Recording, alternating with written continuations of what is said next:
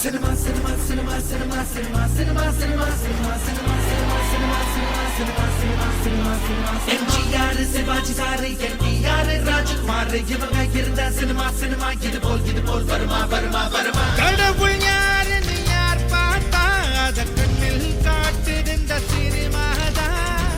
கர்ணன் கட்டபொம்மன் யார் பார்த்தா அத கண்ணில் காட்டுது இந்த சினிமாதான்.